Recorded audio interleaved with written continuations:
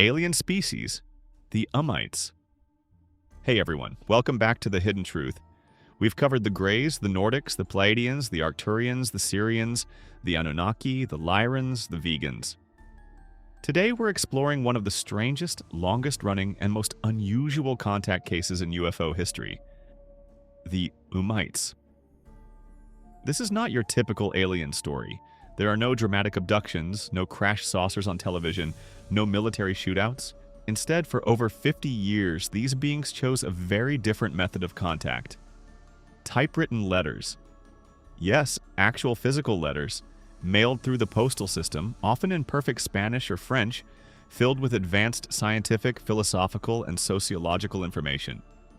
Hundreds, possibly over 1,000 letters, sent to researchers, scientists, journalists, and ordinary citizens, primarily in Spain and France, starting in 1966 and continuing sporadically into the 2000s.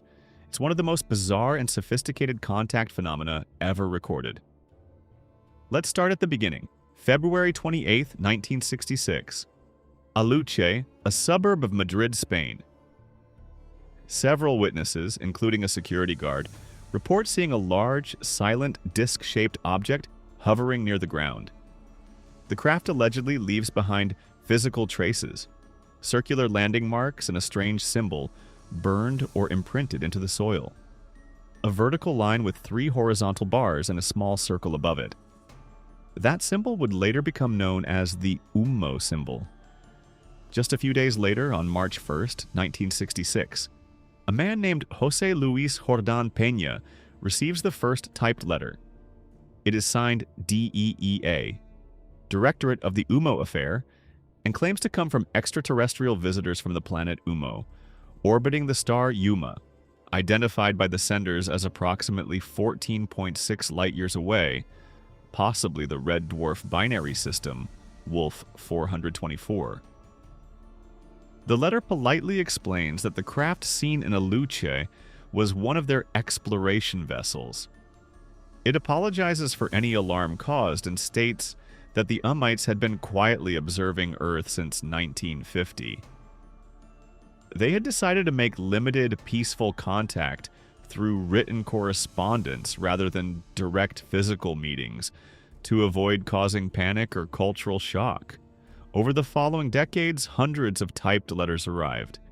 They were usually typed on ordinary typewriters, often in perfect Spanish or French, and sometimes included technical diagrams, linguistic analysis, philosophical treatises, and scientific explanations that were surprisingly advanced for the time. The Ummites described themselves as tall, about 5 feet 11 inches to 6 feet 3 inches, fair-skinned with a slight bluish or pinkish undertone, long blonde or light brown hair, large expressive blue or gray-blue eyes, and refined facial features. They said they could pass as emphasized ethics, collective good, scientific truth, and respect for all life. They frequently critiqued Earth's materialism, violence, and political systems. The letters covered an astonishing range of topics: physics, biology, sociology, linguistics, critiques of human society, and even predictions of future scientific discoveries, some of which were debated as remarkably accurate for the era. The case gained significant attention in Spain and France. Researchers like Antonio Ribera, Raphael Fariols, and French astrophysicist Jean-Pierre Petit became deeply involved. Some claimed to receive personal letters. Photographs of a supposed Ummo craft showing the distinctive symbol were sent to researchers. In 1993, one of the original recipients, José Luis Jordán Peña, confessed that he had fabricated part of the affair as a sociological experiment to study how people react to extraordinary claims. However, many researchers believe the case is more complex, that not all letters were hoaxed, and that the phenomenon may have involved multiple people over decades, or even genuine contact mixed with hoaxes. The Ummo affair is one of the longest-running contact cases in UFO history. It has been studied for over 50 years.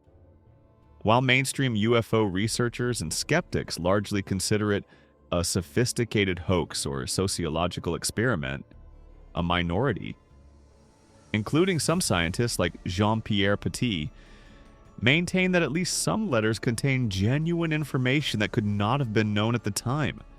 What makes the Ummites unique is their method.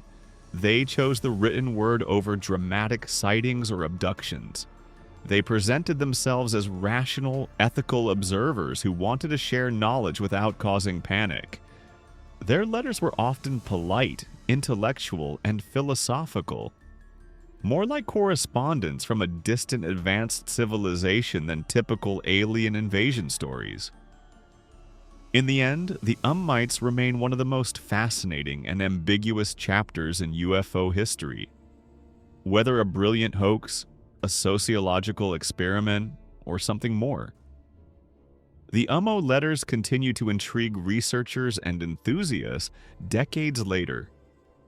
They are remembered as the gentle intellectuals of UFO lore, tall, fair, highly rational beings who preferred thoughtful written dialogue over spectacle.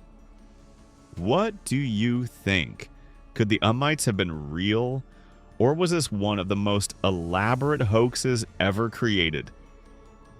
Drop your thoughts in the comments. I read every one.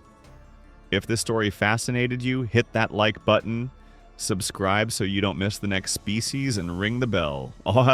Next time we're looking at the Procyans. Thanks for watching. Stay curious. See you in the next one.